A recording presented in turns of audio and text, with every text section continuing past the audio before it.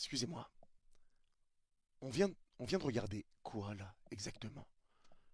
Est-ce que c'était un combat de clown?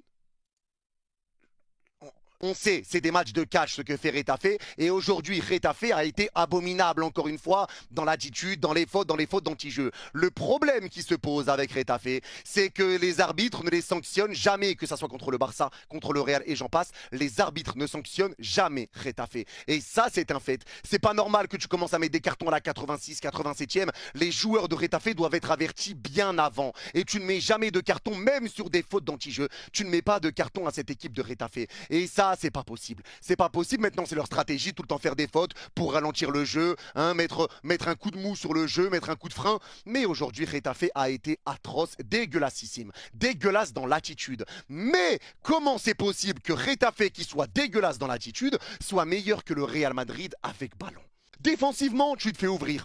Quand tu essayes de monter parce que Retafe joue en 5-4-1 et ils t'attendent, ils viennent te chercher quand tu es dans ta moitié de terrain. Quand tu es au milieu de terrain et que tu avances tout doucement, il y a un pressing qui se met en place sur toi. Et quand tu essayes d'avancer, il y a des prises à 2, des prises à 3. Et pourquoi tu perds le ballon? Parce que personne ne demande le ballon.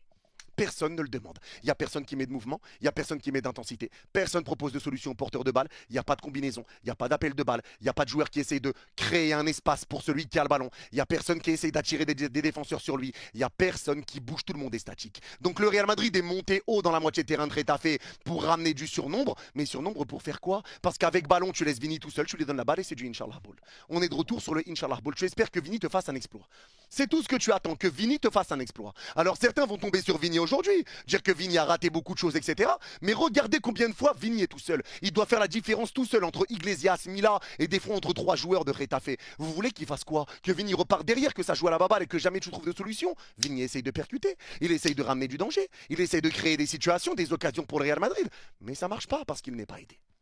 Et pire encore, quand tu perds le ballon, Retafe ressort facilement. Ils repartent contre-attaque, jeu à 2, jeu à 3. Donc toi, tu viens haut sur le terrain pour ne pas apporter offensivement et pour ne pas te replacer défensivement et tu laisses ta défense comme ça. Tu laisses ta défense comme ça et le déchet en plus. Le déchet a été atroce. Le déchet a été immonde aujourd'hui pour le Real Madrid. Les Rudiger, les passes que fait Rudiger. Le nombre de ballons rendus en plus, Rudiger a des fils qui se touchent lui aussi de temps en temps. Le double coup de genou, peut-être on est dans UFC 6, je sais pas. Double coup de genou dans la mâchoire, il peut prendre carton rouge là-dessus. Il y a des fautes également avec Arambari qui fait un gros tac par derrière sur Arda Güler.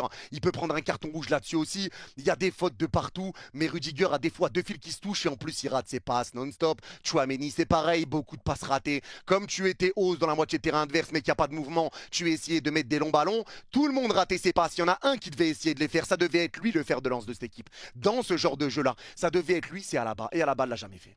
Alaba l'a jamais fait. Déjà, il se tourne déjà sur la frappe, entrée de surface de Satriano. Le but est exceptionnel sur l'ouverture du score de Retafe. Mais Alaba n'a rien apporté. Il n'essaye pas de jouer vers l'avant. Tous ceux qui ont essayé à côté, ils ont raté. Donc